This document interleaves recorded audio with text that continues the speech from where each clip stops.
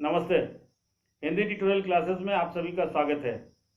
आज हम लोग कक्षा 9 के लिए निर्धारित पाठ्यपुस्तक स्पर्श भाग 1 में संकलित एक फूल की चाह शीर्षक पाठ कविता के अंत में दिए गए प्रश्नावली के प्रश्नों को समझेंगे और फिर उन प्रश्नों को बनाने का प्रयास करेंगे। तो आइए आगे चलें और देखें कि इस पाठ के अंत में दिए गए प्रश्नावली में किन किन प्रश्नों को शामिल किया गया है। इसके पहले सवाल है कि कविता की उन पंक्तियों को लिखिए जिनमें निम्नलिखित अर्थ का बोध होता है। तो पंक्ति क्या है? तो पंक्ति यहाँ पर यह है कि सुखिया के बाहर जाने पर पिता का हृदय कांप उठता था। तो सुखिया के बाहर जाने पर पिता का हृदय कांप उठता था, इससे संबंधित, इस पंक्ति संबंधित जो पंक्ति कविता के अंतर्गत कवि ने लिखा है या कविता में इससे संबंधित जो पंक्ति हैं उन पंक्तियों को लाके यहाँ आपको लिखने हैं। तो इसके जवाब में आप लिखेंगे, नहीं खेलना रुकता उसका, नहीं खेलना रुकता उसका, नहीं ठहरती वह पल भर, मेरा हृदय कांप उठता था बाहर गई निहारू से। क्लियर? अगली पंक्ति है, पर्वत की चोटी पर स्थित मंदिर की अनुपम शोभा। तो पर्वत की चोटी पर स्थित मंदिर की अनुपम शोभा से संबंधित जो पंक्ति कविता में दिए गए हैं उनको लाके लिखना है। तो इसके जवाब में आप लिखेंगे, ऊंचे शैल शिखर के ऊपर, ऊंचे शैल शिखर के ऊपर मंदिर था विस्तीर्ण विशाल, स्वर्ण कलश सरसीज विहसित थे, पाकर समुद्र रवि कर जाल। क्लियर? अगली पंक्ति है, पुजारी से प्रसाद अथवा फूल पाने पर सुखिया के पिता की मन स्थिति कैसी थी। इससे संबंधित जो भी पंक्ति या कविता की है उसे लाके आपको लिखने हैं। तो इसके जवाब में आप लिखेंगे, भूल गया उसका लेना झट, परम लाभ सा पाकर मैं सोचा, बेटी को माँ के ये पुण्य पुष्प दूं जाकर मैं। क्लियर? अगली पंक्ति है, पिता की वेदना और उसका पश्चाताप से संबंधित जो पंक्ति कविता की है उसे लिखने के लिए कहा गया है।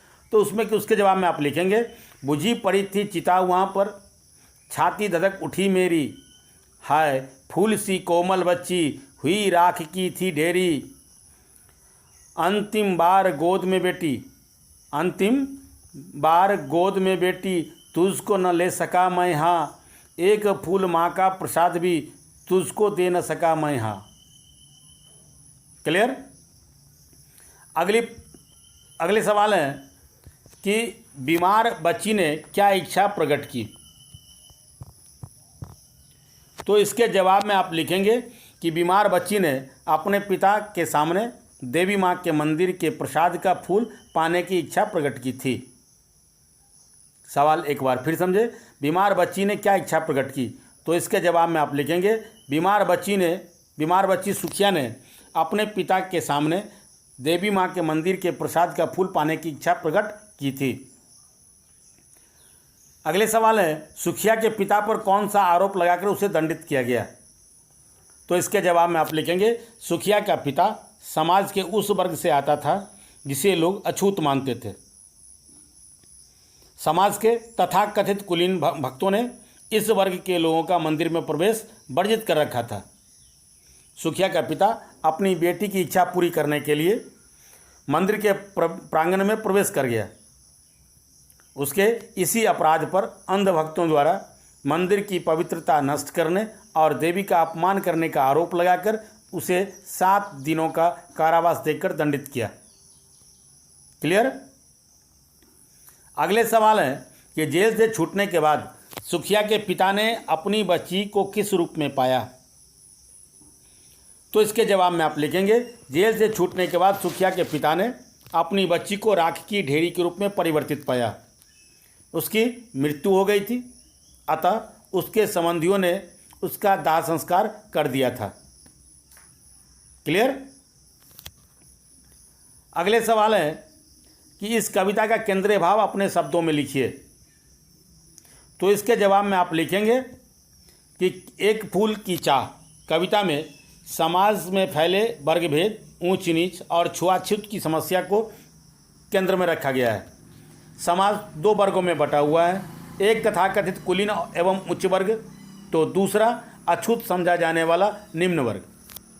इस अछूत वर्ग की सुखिया महामारी का शिकार होकर अर्धबेहोशी की स्थिति में थी। वह अपने पिता से देवी के प्रसाद का फूल लाने के लिए कहती है। उसका पिता मंदिर जाता है और देवी के प्रसाद का फूल लेकर आते समय पकड़ लिया जाता है। न्यायालय भी उसे मंदिर को अपवित्र करने तथा देवी का अपमान करने के जुर्म में 7 दिनों के कारावास की सज़ा सुना देती है।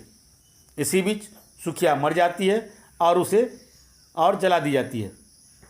इस प्रकार अछूतों के मंदिरों में प्रवेश उच्च वर्ग द्वारा निम्न वर्ग पर किया गया अन्याय, एक पिता पुत्री का अंतिम मिलन न हो पाने की वेदना कविता का केंद्रीय भाव है।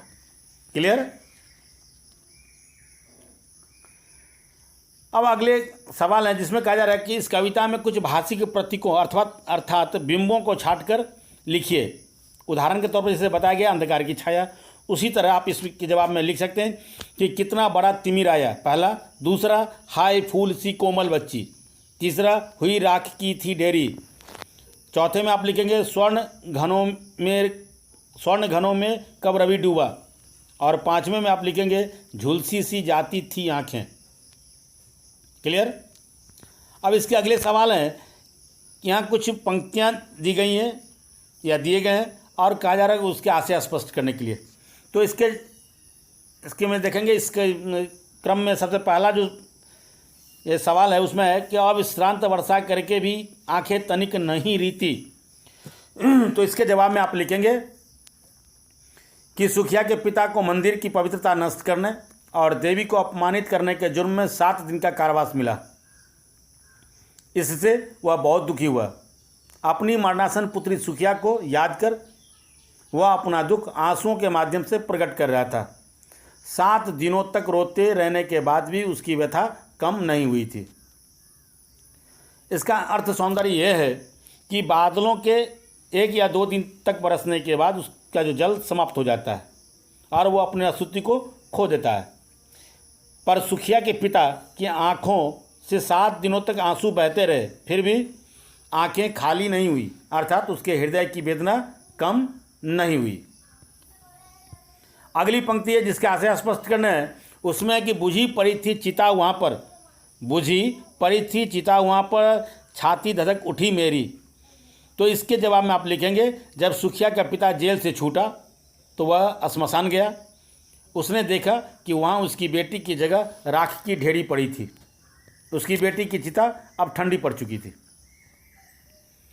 इसका अर्थ सौंदर्य यह है कि इसमें करुणा साकार हो उठी है। चिता का बुझना और उसे देखकर पिता की छाती का धधकना 2 मार्मिक दृश्य हैं। ये पाठकों को द्रवित करने की क्षमता भी रखते हैं।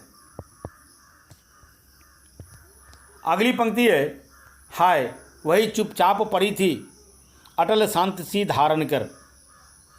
तो इसके जवाब में आप लिखेंगे सुखिया का पिता अपनी मरणासन पुत्री को देखकर सोच रहा था कि सुखिया जो दिन भर खेलती कूदती और यहाँ वहाँ भटकती रहती थी, बीमारी के कारण वही शिथिल और लंबी शांति धारण करके लेटी पड़ी है।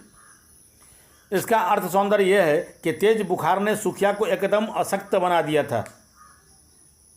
वह बोल भी नहीं पा रही थी।